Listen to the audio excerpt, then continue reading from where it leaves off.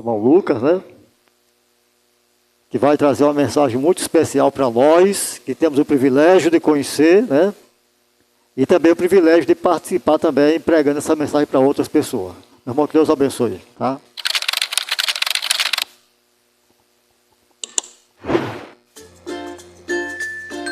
A morte de Jesus nos garante a salvação.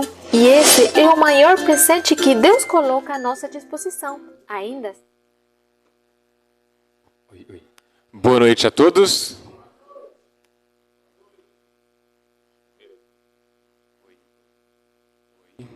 Oi. Esse aqui está mais alto um pouquinho. Pode até aumentar aí, talvez, a Cássio. Então vamos lá mais uma vez. Boa noite. Olha só, antes de começar, eu queria dizer para alguém que está em dúvida que sou eu mesmo, viu?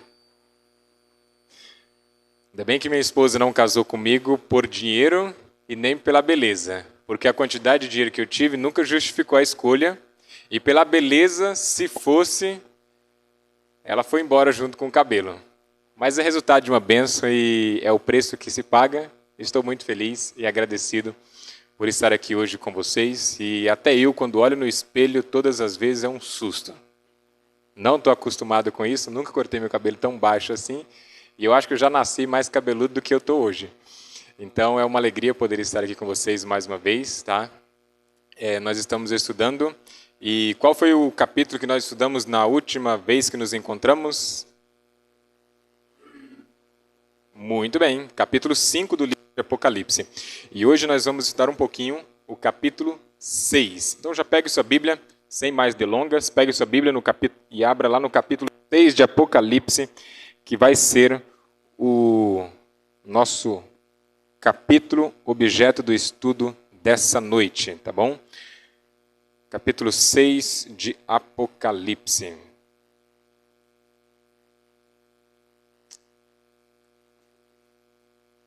Amém?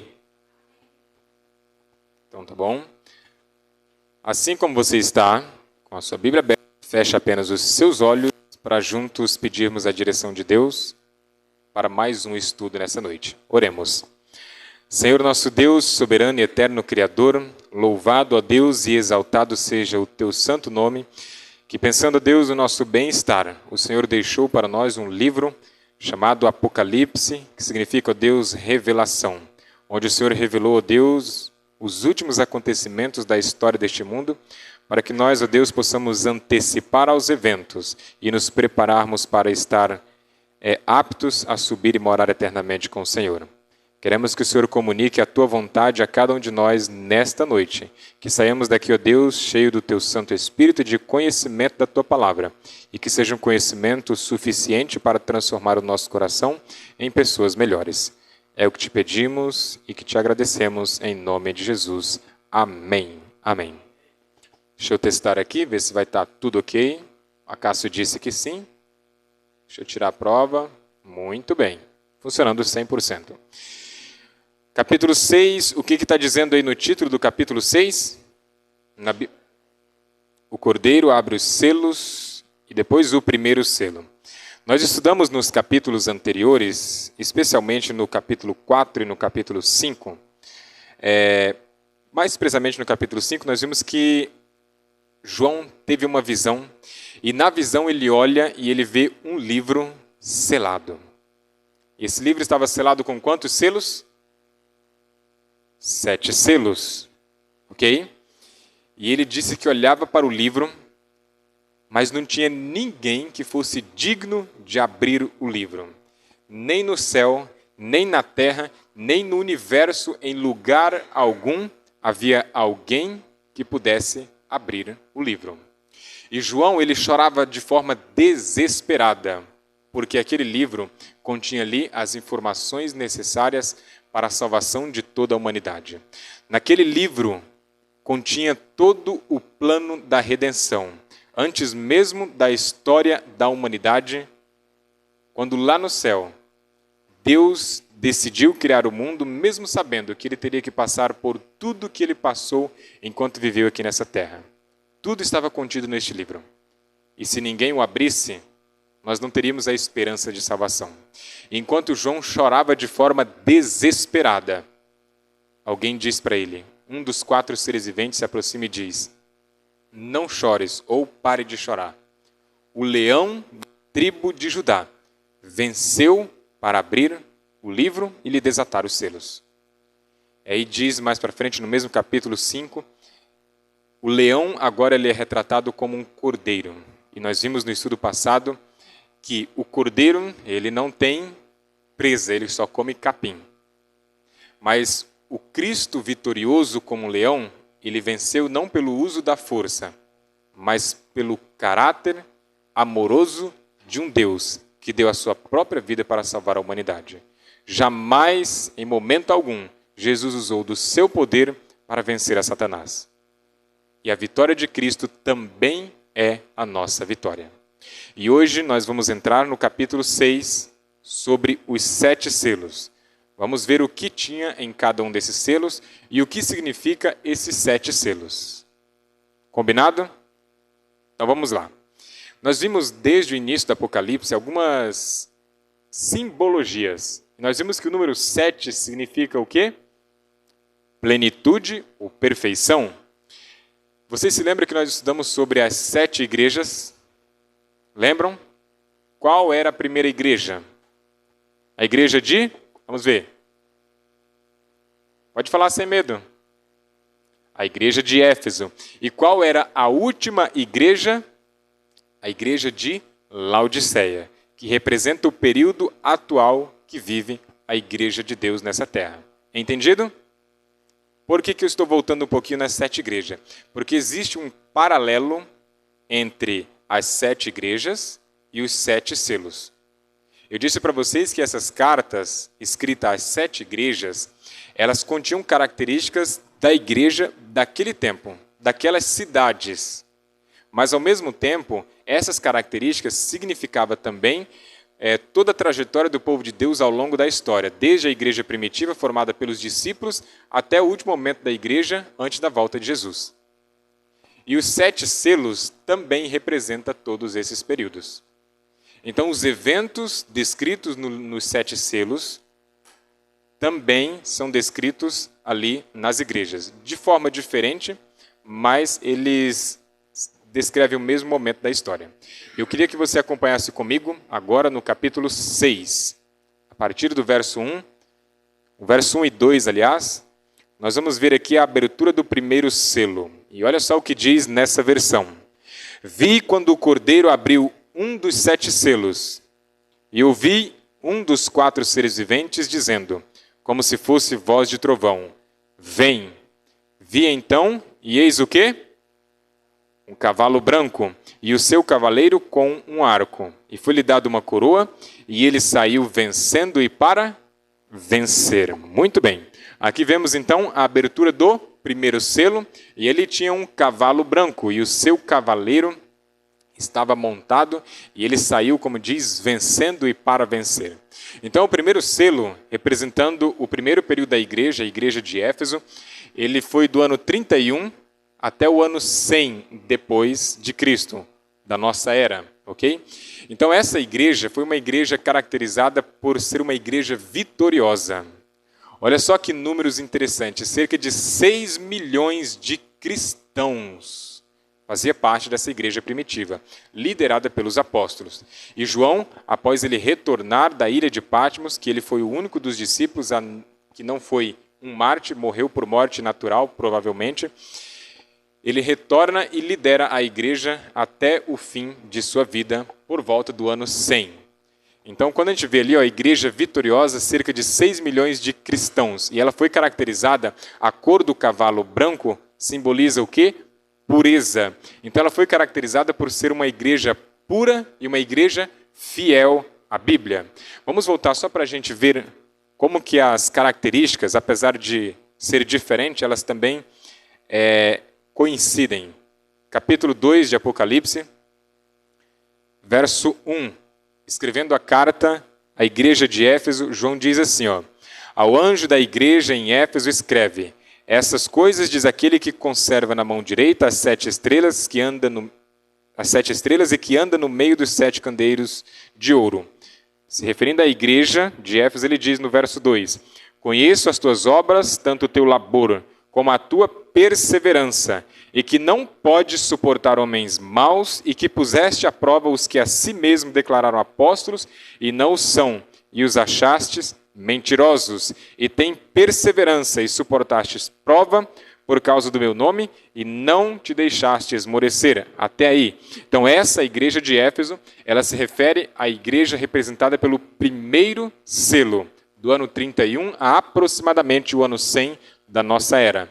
E essa igreja, como vimos ali, ela não tolerava pessoas más, homens maus. Era uma igreja pura, uma igreja fiel, caracterizada pelo cavalo branco, na cor branca, representando a pureza apostólica, a pureza e a fidelidade aos princípios da Bíblia.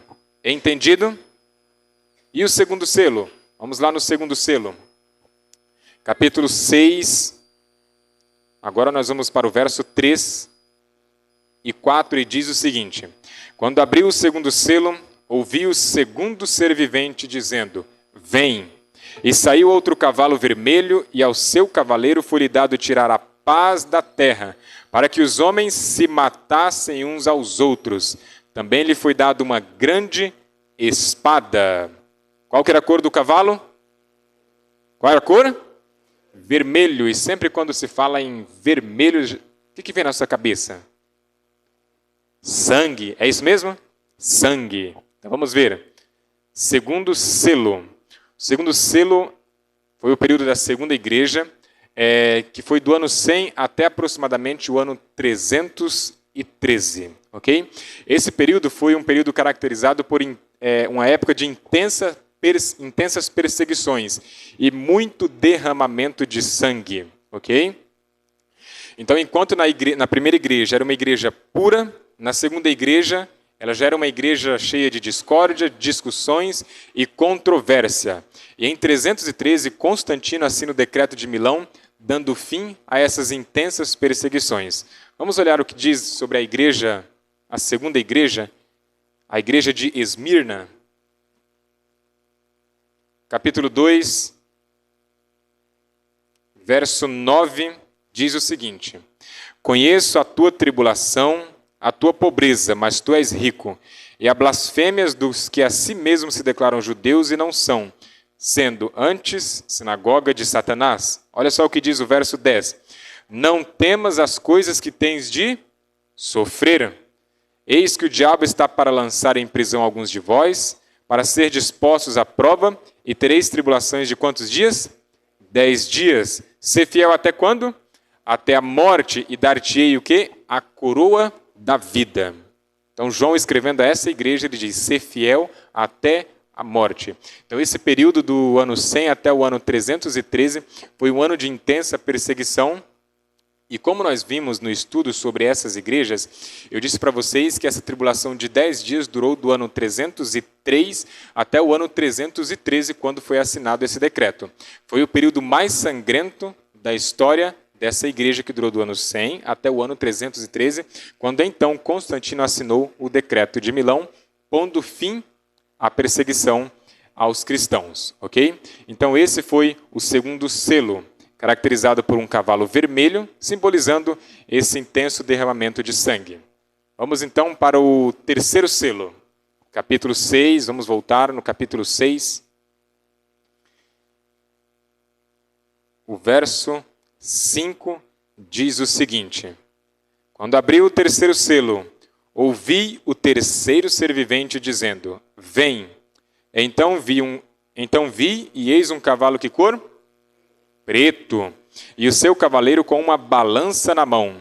E ouvi como uma voz no meio dos 4 seres viventes dizendo: uma medida de trigo por 1 denário, 3 medidas de cevada por 1 denário, e não danifiqueis o azeite e o vinho. Se a primeira igreja, na cor branca do cavalo, na cor branca, representava pureza, o que representa o cavalo na cor preta? O contrário, impureza. Vamos ver? Então, essa igreja representa exatamente o contrário da primeira igreja. O terceiro selo, exatamente o contrário do primeiro selo. Se um era branco, o outro era preto. E diz o que ali? Essa igreja foi caracterizada pela corrupção da fé.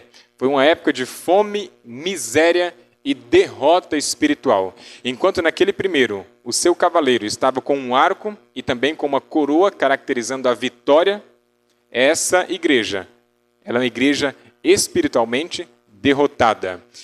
E nesse período foi quando começou a introduzir muitos dos dogmas da igreja romana dentro da igreja cristã. Quando o danado Constantino se converteu, entre aspas, ao cristianismo e trouxe consigo a mistura entre Estado e igreja. E começou então essa banalização e a introdução de muitos costumes, tradições dentro da igreja. E olha só, nesse período, o que aconteceu. Em 321, o decreto civil para adoração ao domingo. No ano 321, o Constantino ele era imperador. Então, na posição de imperador, ele institui esse decreto civil. Não era voltado para a igreja. Porém, lá no ano 364, no Concílio de Laodiceia, essa guarda ao domingo ela é orientada para a igreja, quando já havia essa mistura entre Estado e a religião. Então, o primeiro decreto, em 321, foi do império, do Estado. No segundo, já era voltado para a igreja. Foram dois momentos distintos. Em 370, por exemplo, começa a se cultuar aos santos. No ano 400, a oração pelos mortos. E no ano 530, também é introduzido dentro do cristianismo o dogma do purgatório. E como nós sabemos, à luz da Bíblia, se alguém não souber, viu, pode procurar aqui qualquer um dos membros dessa igreja, que eles vão mostrar vários textos dizendo o contrário a vários desses dogmas, especialmente em relação à oração pelos mortos. E como nós sabemos, morreu, não há oportunidade de salvação. Todas as nossas escolhas que fazemos, que vai definir o nosso destino eterno, nós precisamos fazer em vida, pois quando morremos não há mais oportunidade nem chance de salvação, ok? Então, não adianta missa do sétimo dia. A luz da Bíblia, ela não orienta, e esses dogmas introduzidos dentro do cristianismo ia totalmente contra o que o restante da Bíblia dizia. Por isso que era caracterizado pelo cavalo preto, que era uma igreja aposta, havia a corrupção da fé e a mistura entre Estado e religião. Então, caracterizada pelo cavalo preto. Enquanto um era uma igreja pura, no cavalo branco, do primeiro selo, no cavalo do terceiro selo, já era uma igreja totalmente impura. Ok? Vamos para o próximo. Capítulo 6, o verso 7. Vamos ler sobre o quarto selo. E diz o seguinte: Quando o cordeiro abriu o quarto selo, ouvi a voz do quarto ser vivente dizendo: Vem! E olhei, e eis um cavalo que cor? Amarelo, e o seu cavaleiro sendo este chamado Morte, e o inferno o estava seguindo, e foi-lhe dada autoridade sobre a quarta parte da terra para matar a espada, pela fome, com a mortandade por meio das feras da terra. Que cor que era o quarto cavalo? Amarelo. Em outras partes, ou outras traduções, mais próximo do original, eles traduzem como um pálido. Quando você vê alguém ali, uma criança que está desnutrida, ou mesmo um adulto, quando você vê alguém desnutrido, que cor que ele fica? Amarelo. Quando vê um menino com amarelo, você fala assim, esse menino está com anemia. É assim ou não é? Aí já vai lá dar ali um suco de beterraba para ver se o menino fica, como diria meu pai, corado. É assim? Então, esse quarto cavalo era um cavalo na cor amarela. Deixa eu avançar aqui. O cavalo do quarto selo. Então, aqui já representa uma degradação total. Enquanto aquela igreja do terceiro era uma igreja derrotada, era uma igreja impura, essa igreja aqui já praticamente não tinha mais força. Era uma igreja que pouco representava, ou quase nada representava a Cristo.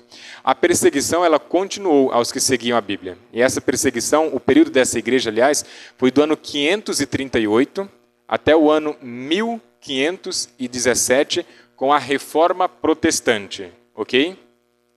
Então esse período era um período de degradação total, perseguição aos que seguem a Bíblia e a introdução dos dogmas, tradições e costumes, eles continuaram ao longo do período da história da quarta igreja ou do quarto selo, como nós estamos estudando. Então, no ano 538 foi o ano do início da supremacia papal. Guardem bem essa data, 538. Nós vamos estudar mais sobre esse assunto lá no capítulo 12 de Apocalipse, quando nós formos estudar sobre um tempo, 2 tempos e metade de um tempo, ou 1260 dias, ou 1260 anos, como nós vamos ver mais adiante, tá bom? Então, no ano 538, houve o que mesmo? Pode falar sem medo. Início da supremacia papal. Se alguém não entendeu, 538 houve o início da supremacia papal. Agora eu quero que vocês repitam. Em 538 houve o quê? Não esqueçam. Isso vai ser muito importante para o estudo lá no capítulo 12. Nós vamos estudar, tá bom? Início da supremacia papal. Em 998 foi introduzido o Dia dos Mortos. E que dia que é? 2 de novembro, dia de finados. Em 1184 foi instituída a Inquisição, ou seja, aqueles que iam contra os dogmas, contra a tradição da igreja, eram mortos, e muitos deles em fogueiras, outros jogados para os leões. O Coliseu Romano está aí como prova desse período obscuro da história da humanidade. Em 1190, começa a venda das indulgências. A venda das indulgências eram para que quem quisesse comprar um pedacinho de terra lá no céu, eles vendiam. Eles vendiam. Só nunca ia receber, mas eles vendiam. Ok? Então, tudo isso foi sendo costumes e tradições introduzidos dentro da religião, dentro do cristianismo, nesse período da história entre 538 e 1517. Em 1216 foi instituída a confissão auricular, ou seja, a confissão que você faz ali ao Padre. Mas nós sabemos que há um só mediador entre Deus e os homens, e quem é esse?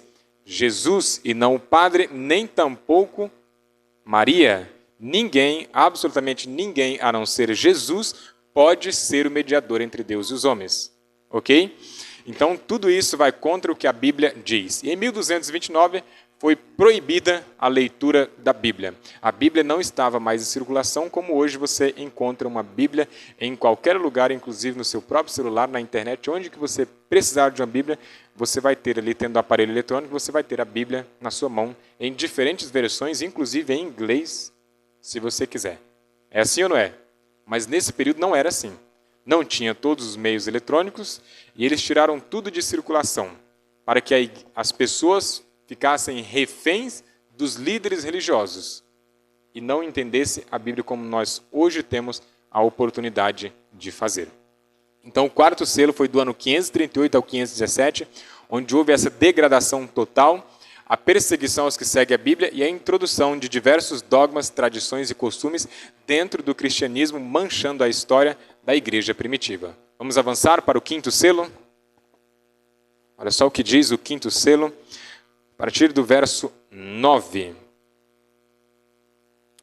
Quando ele abriu o quinto selo, vi debaixo do altar as almas daqueles que tinham sido mortos por causa da palavra de Deus e por causa do testemunho que sustentavam. Clamavam em grande voz, dizendo: Até quando, ó soberano Senhor, santo e verdadeiro, não julgas nem vingas o nosso sangue dos que habitam sobre a terra? Então, a cada um deles foi dado o quê? Uma vestidura branca. E lhes disseram que repousassem ainda por um tempo, até que também se completasse o número dos seus conservos e seus irmãos que iam ser mortos, como igualmente eles foram. Esse período dos 1260 anos, que nós vamos estudar lá no capítulo 12, lembrem-se disso, capítulo 12, ele durou do ano 538 até o ano 1798. Essa igreja do quarto selo, essa igreja foi do período de 538 até 1517. Então faltavam ainda um pouco mais de 200 anos, até se completar os 1200. Então essa igreja aqui durou até 1517, quando foi o momento da Reforma Protestante. E a igreja do quinto selo, deixa eu lançar aqui, ela foi do ano 517 a 1798. Vocês viram que no quinto selo já não tem cavalo mais. Não representa ali cor nenhuma. Acabou os cavalos, acabou as cores. Mas você vê que no quinto selo diz que tem algumas almas debaixo do altar e elas clamam por quê? Por vingança. E essas almas dizem, o Senhor não vai julgar o sangue derramado pelos que habitam sobre a terra? E o que o anjo responde? O que diz ali? Calma, algumas pessoas ainda vão morrer e ao fim essas pessoas serão vingadas. Numa linguagem mais clara. Então era necessário que eles aguardassem ainda um tempo até que outros, que ainda seriam mortos, fossem mortos e então as pessoas receberiam ali as suas recompensas. Então, do ano 517, mesmo após a Reforma Protestante, até o ano 1798, muitas outras pessoas morreram. Mas eu gostaria de destacar aqui algo interessante. Muitas pessoas que não têm a mesma compreensão que nós a respeito da morte, ela diz que a alma está ali debaixo do altar, ou seja, que existe vida após a morte. Ok? Mas nós temos vários textos que diz o contrário. Então, abra sua Bíblia lá no livro de Eclesiastes, deixa marcado aí. Deixa marcado em Apocalipse, capítulo 6, e abra lá em Eclesiastes.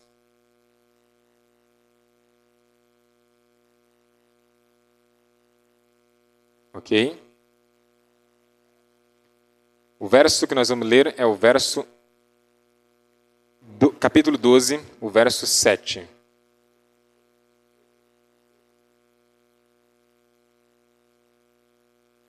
Amém? Amém? 12:7 diz o seguinte: e o pó volte à terra como era, e o espírito volte a Deus que o deu. Então, falando sobre o momento da morte, Salomão diz que o pó volta à terra, e o espírito volta a quem? A Deus que o deu. Ele não fica vagando por aí. Agora vamos lá, volta só um pouquinho, uma página anterior, no capítulo 9, o versos 5 e 6, de Eclesiastes mesmo. E diz o seguinte: porque os vivos sabem que hão de morrer, mas os mortos não sabem coisa nenhuma. Nem tampouco terão eles recompensa, porque a sua memória jaz no esquecimento. Amor, ódio e inveja para eles já pereceram.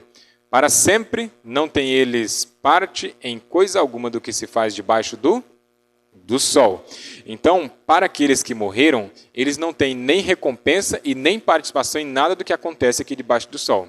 Então, quer dizer que a Bíblia ela está se contradizendo ao afirmar lá no Apocalipse, capítulo 6, em relação ao quinto selo, de que haviam almas debaixo do altar clamando por vingança? Não. Como nós estamos desde o começo do livro do Apocalipse, nós precisamos entender o Apocalipse não de forma literal. Não de forma literal. O Apocalipse, a maior parte do livro, é simbólico. E aqui ele se remete ao santuário do período bíblico, do período do povo de Israel. Então, o que acontecia lá no ritual? Tinha um altar, você levava um sacrifício, esse sacrifício ele era queimado sobre o altar, ok? E na base do altar era derramado o sangue desse sacrifício. Não era queimado com o sangue. Tirava o sangue, queimava o sacrifício sobre o altar e na base do altar, embaixo do altar, eram depositado ali o sangue do sacrifício. Então, ele remete a esse momento, se referindo que muitas pessoas elas se sacrificaram em nome, por amor à lei de Deus. São pessoas que morreram, ofereceram sua própria vida em sacrifício. Assim como esses sacrifícios eram oferecidos lá no altar, no Antigo Testamento, no santuário, essas pessoas entregaram, em vez de um cordeiro, entregaram ao longo desse período da história, do ano 538 até o ano 1798, eles entregaram a própria vida em sacrifício por amor a Deus. Entendido? Então não é que há almas literais, até porque a alma que pecar, essa morrerá. Então a alma não fica vagando por aí. Não há contradição entre Apocalipse e Eclesiastes. Ao contrário, é que o Apocalipse é uma maneira simbólica de entendermos a Bíblia. Compreendido até aqui? Então essas almas dos santos debaixo do altar, clamando a Deus por vingança pelo sangue derramado. Então, no quinto selo ele fala, ainda falta um tempo. E esse período foi até o ano 1798. Ok? Então vamos avançar mais um pouquinho para o sexto selo. Sexto selo, capítulo 12, capítulo 6, aliás, o verso 12 e 13 diz o seguinte: Vi quando o Cordeiro abriu o sexto selo, e sobreveio o quê? Grande terremoto. O sol se tornou negro como saco de crina, a lua toda como sangue. As estrelas dos céus caíram pela terra como a figueira quando, embalada por vento forte, deixa cair os seus figos verdes. Ok? O verso 14 também. E o céu recolheu-se como um pergaminho quando se enrola. Então todos os montes e ilhas foram movidos do seu lugar. Isso na abertura de qual selo? Do sexto selo. Quando que começou o sexto selo e quando termina o sexto selo? Vamos avançar aqui um pouquinho. Jesus, ele também disse algo a respeito do sexto selo. Deixa marcado em Apocalipse 6 e vai lá em Mateus capítulo 24, verso 29. Deixa marcado aí. E vamos lá em Mateus capítulo 24. Mateus capítulo 24, nós vamos ler agora. O verso que nós vamos ler é o verso 29, o próprio Jesus falando sobre a vinda do Filho do Homem. E ele diz o seguinte: logo em seguida a tribulação daqueles dias. Observa o paralelo, olha para mim aqui só um pouquinho. Jesus diz, logo em seguida, a tribulação daqueles dias. Nós vimos que a igreja do quarto e do quinto selo, ou melhor, a partir do terceiro, já era uma igreja perseguida. Mas nesse período, entre o ano 538 até o ano 1798, diz que havia essa perseguição absoluta. E olha só, Jesus dizendo, em seguida, a tribulação daqueles dias, acompanhe comigo.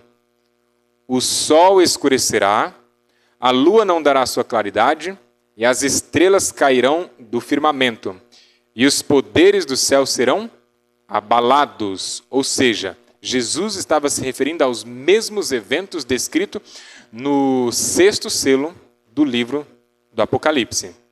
Acompanha comigo? Escurecimento do sol e da lua como sangue, terremotos e também a chuva de estrela, ou queda das estrelas.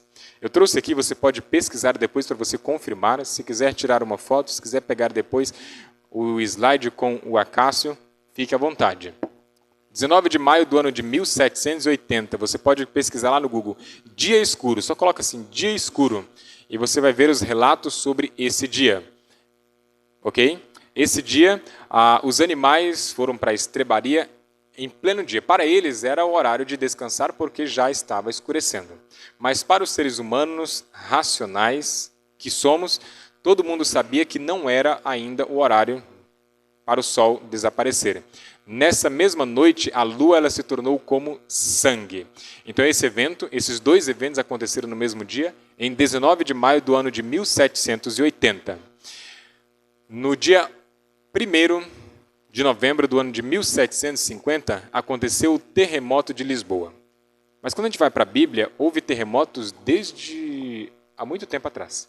Lembra que quando Jesus morreu, lá diz o quê? Que houve um terremoto e muitas pessoas saíram dos sepulcros e entraram na cidade. Lembram-se disso? Então, terremotos sempre houve ao longo da história.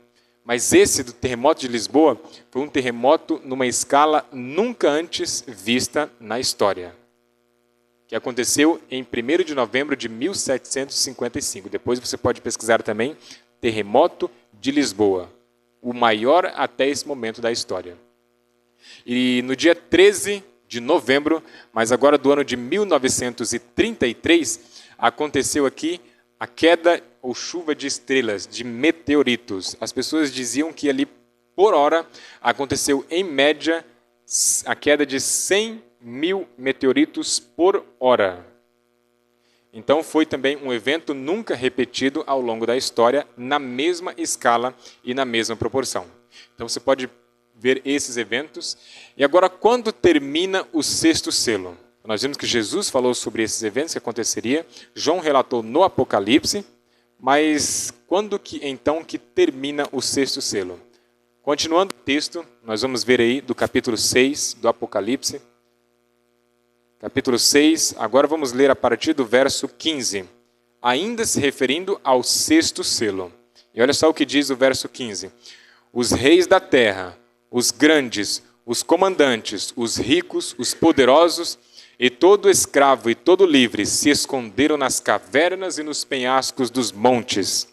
E disseram aos montes e aos rochedos, caí sobre nós e escondei-nos da face daquele que se assenta no trono e da ira do Cordeiro, porque chegou o grande dia da ira deles. E quem é que pode suster-se? Termina com uma pergunta. Que momento é esse que João está se referindo no final do sexto selo? Que momento é esse? A volta de Jesus. Então o sexto selo termina por ocasião da volta de Jesus. Deixa eu avançar. Vamos avançar então para o sétimo selo. Onde que está o sétimo selo? Não está na sequência, não é isso? Agora tá. Para um pouquinho, antes de abrirmos, e olha para mim. O sexto selo termina com uma pergunta. Quem é que pode suster-se diante da ira do Cordeiro? Aqui diz que os montes, eles sairão do lugar. No verso 14, fala que o céu ele vai se recolher como um pergaminho, quando se enrola, e os montes e ilhas foram movidos do seu lugar. Verso 14. Então, antes da volta de Jesus, tudo isso vai acontecer. Aqui já vai ser algo literal. Os montes vão de fato se mover, e o verso 15 e 16 também será literal. As pessoas elas vão pedir aos montes e aos rochedos para cair sobre si e para escondê-los da face daquele que se assenta sobre o trono e da ira do Cordeiro. E diante dessa cena que João vê, ele fala, quem é que pode suster-se diante de tal cena? E aí é o que entra o capítulo 7. Então, há um hiato entre o sexto selo e o sétimo selo, e esse hiato nós vamos estudar no nosso próximo tema, ok? Agora vamos então para o sétimo selo, que está lá no capítulo 8. Capítulo 8, e nós vamos ler somente o verso 1, e diz o seguinte, quando o Cordeiro abriu o sétimo selo, houve silêncio no céu, cerca de quanto tempo? Meia hora. Ok. Meia hora. Quanto tempo de fato é meia hora? Como disse para vocês, e vou relembrá-lo até o fim do nosso estudo, no Apocalipse, muito do que nós vemos, nós não entendemos de forma literal, mas sim simbólica. Especialmente quando se diz a questão do tempo. Abra sua Bíblia lá em Números capítulo 14. Deixa marcado aí no Apocalipse. Números capítulo 14.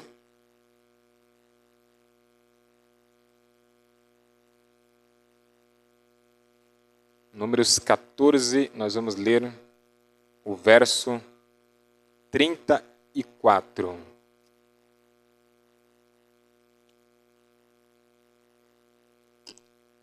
Números 14, verso 34 diz o seguinte, olha só. Segundo o número dos dias em que espiastes a terra, 40 dias, cada dia representando o quê? Um ano. Levarei sobre vós as vossas iniquidades, 40 anos, e tereis experiência do meu desagrado. Se não me engano, lá em Ezequiel, também no capítulo 4, verso 7, se refere também a esse princípio dia-ano, ok? Então nós entendemos aqui, em relação ao sétimo selo, que nós podemos aplicar o princípio dia-ano. Cada dia, um ano. Entendido? Se cada dia é um ano, quanto tempo se refere a meia hora em profecia? Vamos ver? Vamos calcular. Coloquei aqui na tela para ficar mais fácil. Silêncio no céu por meia hora. 24 horas, 12 meses. 12 horas, 6 meses. Estão acompanhando comigo? Se eu estiver errado, me corrijam ali. 6 horas, 3 meses. Agora vamos dividir por 3. 2 horas, quanto tempo? 1 mês. 1 hora, 2 semanas. 30 minutos, meia hora, 1 semana. Aproximadamente. O texto diz o que aí, lá em Apocalipse? Por cerca, algumas ou outras diz aproximadamente. Então, por cerca de meia hora houve silêncio no céu. Por que houve silêncio no céu? Por que houve silêncio no céu? Vamos ver? Abra sua Bíblia lá no livro de Mateus novamente.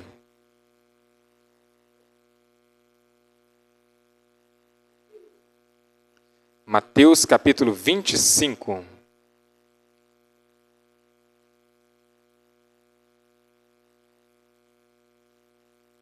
Mateus capítulo 25.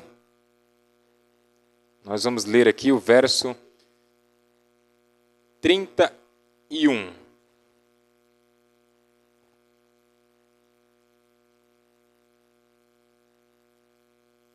E diz o seguinte: quando vier o Filho do Homem, na sua majestade, e todos os anjos com ele, então se assentará no trono da sua glória. Quantos anjos virão com Jesus? Quantos? Todos. Não vai ficar um anjo lá no céu. Nenhum anjo ficará lá no céu. Por isso, haverá um silêncio de meia hora, aplicando o princípio de ano, por volta de quanto tempo? 1 semana. 1 semana vai ser o tempo em que os anjos, Jesus deixará o céu, virá essa terra, levar todos os escolhidos e chegará de volta no céu. Por aproximadamente 1 semana. Será esse o tempo. Então, o sétimo selo acontecerá após a ordem, como diz lá em 1 Tessalonicenses 4, verso 16, porquanto ouvida a palavra de ordem, ressoada a voz do arcanjo. Abra lá comigo. É um dos textos mais lindos que eu acho de toda a Bíblia. 1 Tessalonicenses 4, 16.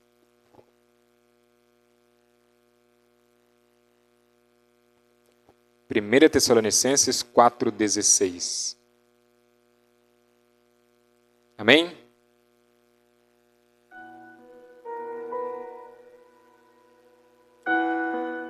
Ele diz o seguinte: porquanto o Senhor mesmo, dada a sua palavra de ordem, ouvida a voz do arcanjo e ressoada a trombeta de Deus, descerá dos céus e os mortos em Cristo ressuscitarão primeiro. Quando for dada a palavra de ordem lá no céu, abrirá-se então o sétimo e último selo do Apocalipse. Nesse momento, já não haverá mais chance de salvação. O destino de todo ser vivente já estará decidido. E nós estamos vivendo qual momento da história? De qual selo? Sexto selo. Ainda o sexto selo. E já estamos bem no finalzinho, porque como nós vimos no sexto selo, a queda nas estrelas já aconteceu, todos os eventos já aconteceram, com exceção da volta de Jesus. O próximo evento descrito nos 7 selos será a volta de Jesus. Não tem mais nada para acontecer do 7º selo, a não ser a volta de Jesus. Nada. Tudo já aconteceu. E a volta de Jesus, o próximo evento, já não vai ter como, aqui vai ser o momento de decidir. Não vai ser o momento de decidir. Ali já estará decidido e definido, traçado o destino de todo ser humano, desde Adão até o último que nasceu ou nascerá nessa terra. Então haverá o 7º selo. Quando abrir o 7º selo, nós estaremos aqui aguardando Jesus chegar a essa terra. A continuação no verso 17 de 1 Tessalonicenses, capítulo 4, diz que nós seremos levados para nos encontrarmos com o Senhor nos ares. Jesus não pisará nessa terra. Nós seremos levados para encontrarmos com Ele nos ares. Queridos, estou ansioso para que esse 7º selo seja aberto. Eu não sei quanto tempo, se Ele vai gastar 3 dias e meio vindo e 3 dias e meio para voltar. Eu não sei. Mas eu acho que Ele vai gastar os 7 dias só voltando, onde vamos passar por outros mundos não caídos. Ver lá as pessoas com sua estatura restaurada. Mundos talvez criados antes do nosso. Onde ninguém nunca morreu. Onde nenhum casal que se casou se separou. Onde não existe, onde desconhece o que é morte, onde desconhece o sofrimento, e nós passaremos por esses mundos ao longo do retorno para o céu. E contemplaremos o amor de Deus revelado a cada um desses mundos. Eu quero estar nessa viagem. Queridos, eu tenho 29 anos, completei agora em janeiro. O lugar mais longe que eu fui do meu nascimento foi aqui no Apuí, no Amazonas. Mas quando Jesus voltar, eu não vou sair não só de Rondônia, nem só do Brasil. Nós vamos sair desse mundo cheio de pecado e cheio de miséria.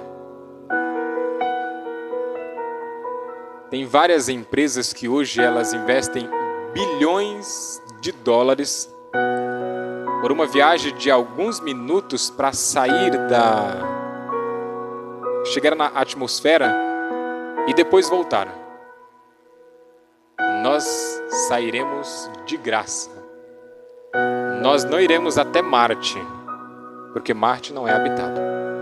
Nós viajaremos onde o ser humano jamais conseguiu alcançar. Tem um telescópio, eu não sei se é assim que se pronuncia, mas é mais ou menos assim que está escrito, James Webb. Ele captou uma colisão de galáxias que gerou uma claridade superior a 1 trilhão de sóis. Essa claridade não chegou aqui na Terra porque, segundo eles, está a 250 milhões de anos-luz daqui.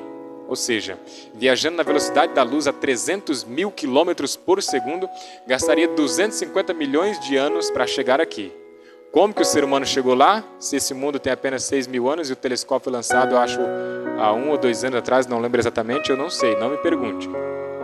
Mas eu sei de uma coisa, nós iremos além do que o ser humano já viu.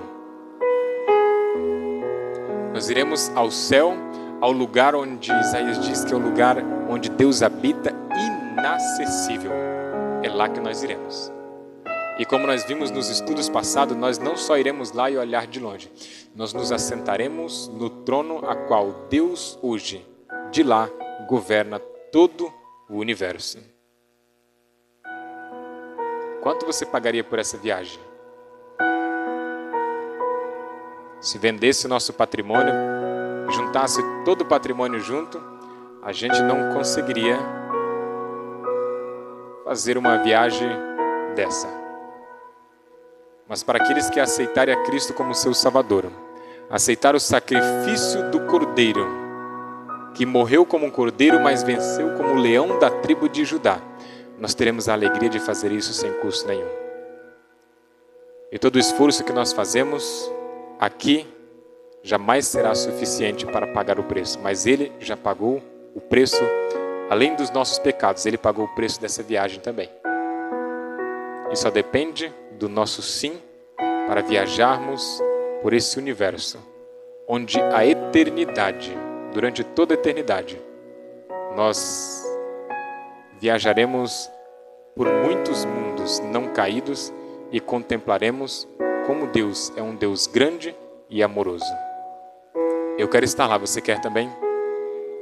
Então levante sua mão e coloque-se de pé. Nós vamos terminar com uma oração. Feche os olhos assim como você está e vamos juntos buscar a força de Deus e o que nós precisamos para esse momento especial da história da humanidade. Oremos. Senhor nosso Deus, nosso Pai, muito obrigado, Senhor, porque o Senhor pagou o preço dos nossos pecados. Obrigado porque o Senhor nos revelou o fim desde o começo. Nós sabemos, ó Deus, hoje exatamente o período da história em que vivemos. Não há nada, ó Deus, para acontecer que foi relacionado nos selos do Apocalipse, a não ser a Tua volta. Sabemos, ó Deus, que quando o Senhor voltar, não será o momento de decidirmos de que lado estaremos. Quando o Senhor voltar, nós já teremos tomado, Deus, a decisão de um lado ou de outro. Aqui hoje na Igreja do Leão de Judá, eu creio que todos, ó Deus, querem estar ao lado do Cordeiro. Eu creio que todos aqui, ó Deus, têm o desejo de que a vitória conquistada pelo Cordeiro também seja a nossa vitória. Se há algo, ó Deus, que nos impede ainda de nos apossarmos e nos apropriarmos dessa vitória, que o Senhor Deus nos ajude a vencer qualquer barreira que exista para estarmos, ó Deus, ao Teu lado por toda a eternidade. O Senhor pagou o preço dos nossos pecados, mas o Senhor pagou também o preço da nossa viagem, onde viajaremos, ó Deus, além do que os olhos humanos jamais conseguiu ver. E seremos levados aos céus, onde nos assentaremos no trono que o Senhor hoje está assentado e governa todo esse universo. Que o Senhor Deus nos dê essa graça, nos dê a Tua misericórdia e que possamos, ó Deus, nos envolver mais na pregação do Evangelho. E, se necessário, ó Deus, possamos abrir mão de tudo que existe neste mundo para aceitar o Senhor como o Senhor de nossas vidas. Perdoa os nossos pecados. É o que nós pedimos e Te agradecemos, hoje e sempre, para a Tua honra e para a Tua glória. Pedimos e fazemos isso em nome de Jesus. Amém, Senhor. Amém. Queridos, que Deus possa abençoar todos vocês. Estaremos juntos, eu creio, em breve.